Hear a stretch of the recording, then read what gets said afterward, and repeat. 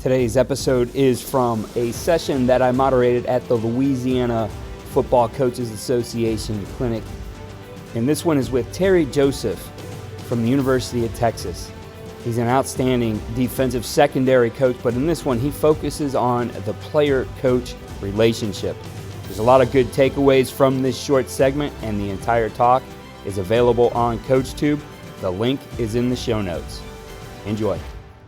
First of all, I started off sitting in the same seats that you guys are in. You know, I started my coaching career at Archbishop Shaw High School, my alma mater. Then I moved on to Destrehan, and those were great years of my life where I learned a lot about people, teaching, also learning, and developing relationships and building those relationships. And that's what I want to talk about tonight.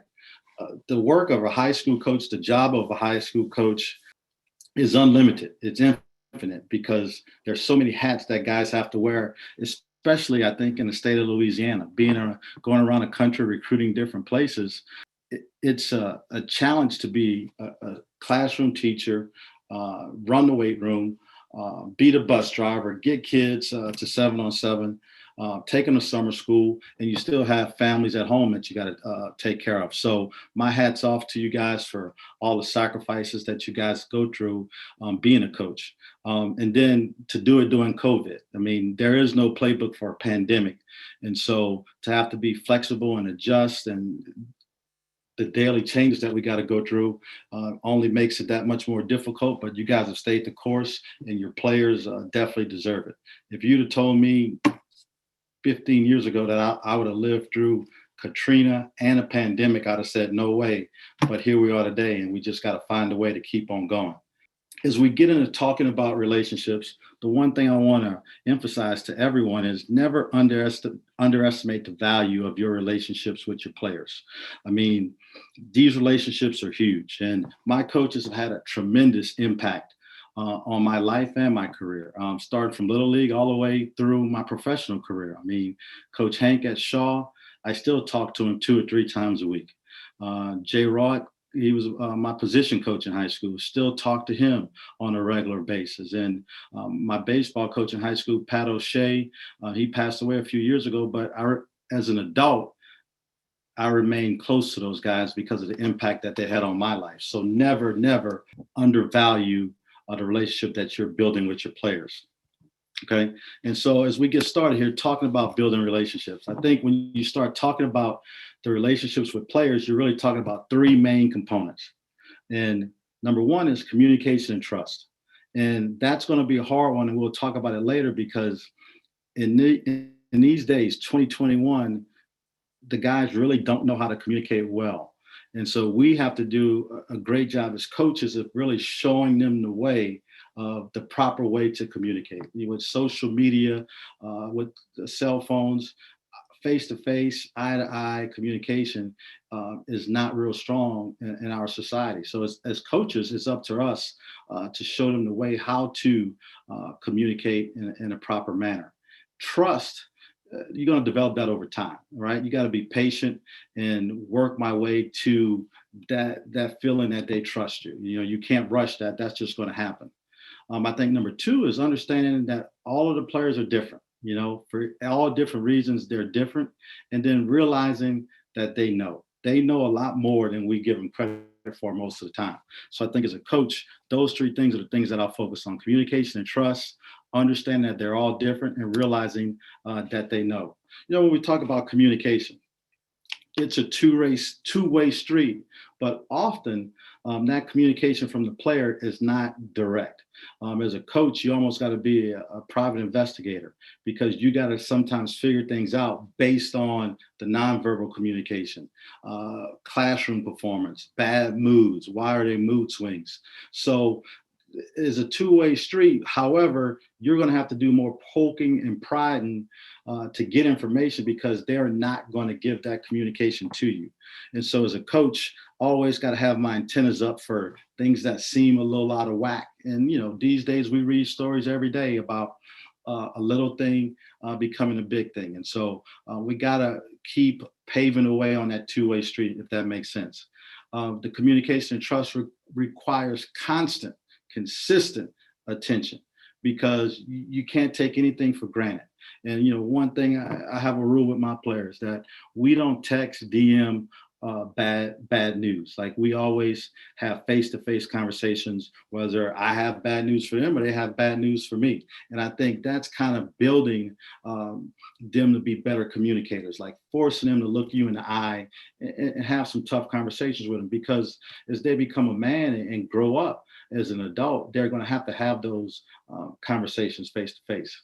I think all players want to be treated fair, but they also want to be told the truth. They don't want to be living a dream that's not a reality. And I think as coaches, it's our job to give them what is really realistic. And you don't want to kill their dreams, but I think also we have to shape it to where, hey, this is possible, this is not possible, and let them understand that, hey, this is probably the maximum that you can get, and this is the minimum, because I think this society is a little overblown on everybody being superstars. And I think they want to hear the truth, and I think they will appreciate that. Maybe not tomorrow, but as the relationship builds, they will. And that last bullet point, it's huge for me. Take the message, not the method. And this, for me, comes into play because a lot of the players treat me like a man, treat me like respect. Don't disrespect me talking to me that way. And I tell them a story all the time. It's real simple for me. And I ask my players, if I offered you $1 million, would you take it? And all of them says, oh yeah, coach, I'll definitely take $1 million. And I said, okay, I'm gonna mail a check from California to Louisiana. Would you still take the $1 million? They're like, yeah, I would, coach.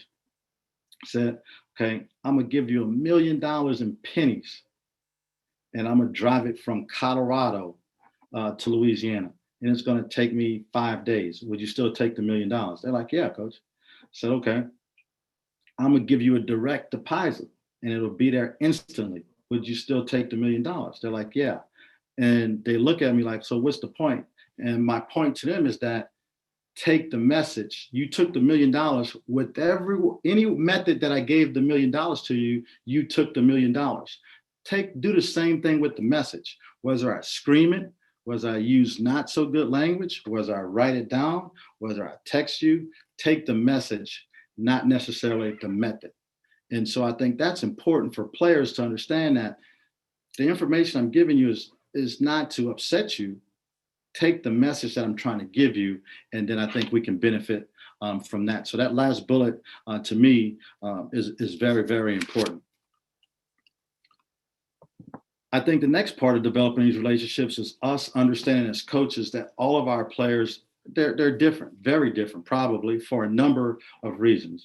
Background, their situation, their socioeconomic situation, how many parents are at home, what neighborhood they live in. Do they have a girlfriend? Do they not have a girlfriend? Big family, small family.